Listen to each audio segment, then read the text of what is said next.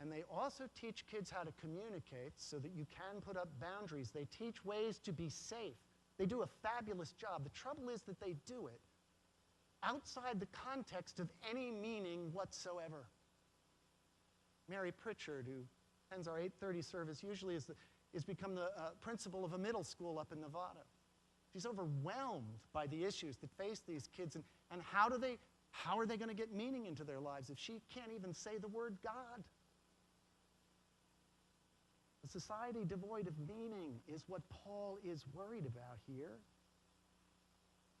We had a fellow named Don Carney speak to a whole room full of interfaith clergy a week and a half ago. For 40 years, he has been working with teenagers, often teenagers at risk in this county. He's brilliant, really. Now he's directing a youth court, a project that gets wonderful results with first-time offenders. He said something that scared me a little. His daughter goes to Drake High School, as does my son.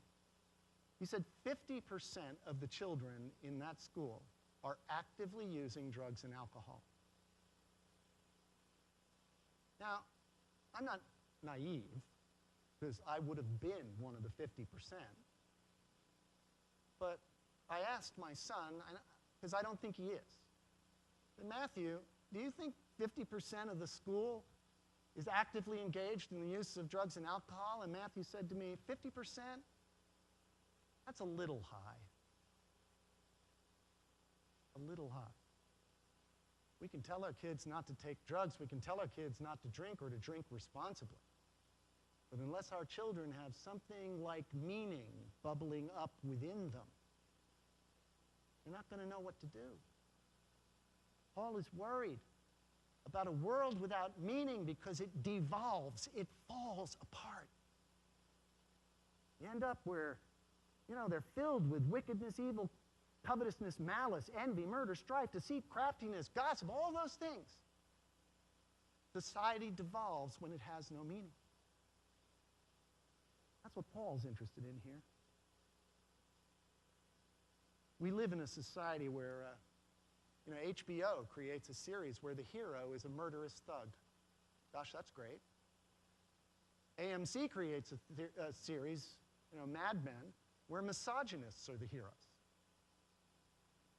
And I hear this morning that Craigslist has finally bowed to pressure. They've been holding on to the idea that it was free speech. They were allowed to publish adult ads that supported the human trafficking of women in this world.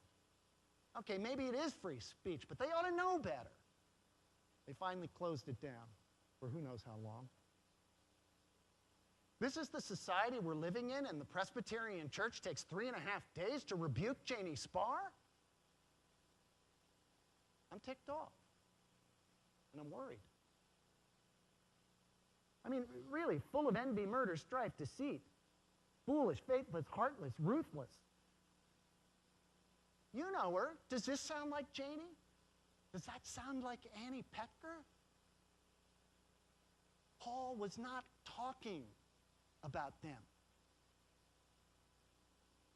Got a letter from my mother some years ago. Mom's gone now. But my mom was an evangelical. I mean, she was conservative in her approach to faith. But when she went to the retirement home, one of her jobs that she picked up as a volunteer was to write biographies of the new people that came into the facility. Okay? And so one day she met a gentleman who had just moved in, and his partner of 45 years had just died. And they couldn't have moved in together before.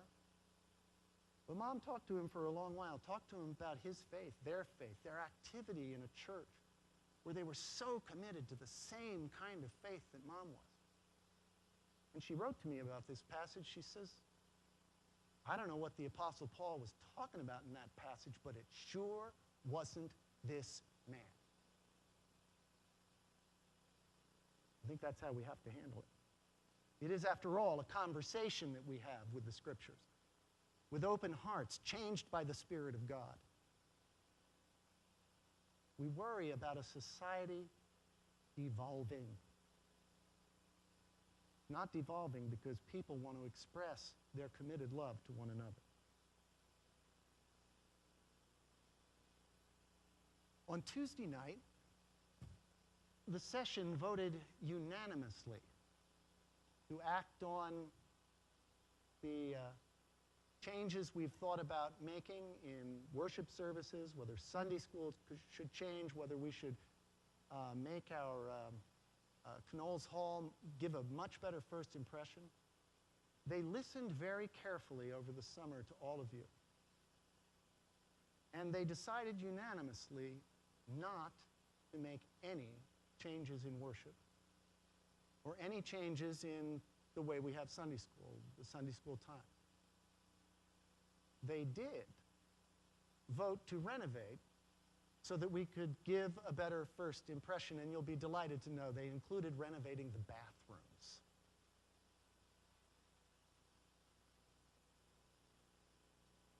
People have asked me how I feel about that, because obviously it was my idea, right?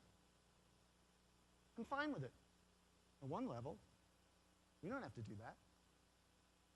But you know what? We're living in a world that is devolving because it has no meaning. And right now, folks, it is all hands on deck. I don't care what you have to do. Pick them up off the street and tie them to the pew. It is time to give people an opportunity to reach deep into their life and connect to the presence of God. Because if we don't, this society is going to make some terrible, terrible mistakes. We are facing difficult times. And the way to get people in, especially the unchurched in, is to invite them. My mentor, Chuck Hammond, I was talking to him this week, and he says, oh, well, if you're after, basic churchgoers, artillery will take care of it. Just send out the word, okay? But if you want the unchurched, that's hand-to-hand combat. All right? That's you need to talk to people and get them to roll in. All hands on deck. Do you know that 80% of first-time church visitors will tell you they came because somebody asked them to come? You know what percentage of church members ask people to come? 2% ask people to come. You know that 63% of the unchurched people in this country say that if they were asked, they'd probably go. I'd grant that it'd be lower in Marin. But you get the point. You get the point. It's all hands on deck now. We're going to reach out. We're going to give people what we can give to people. I can't get it done alone. It's all hands on deck. And I'm looking forward to what we can make of the future.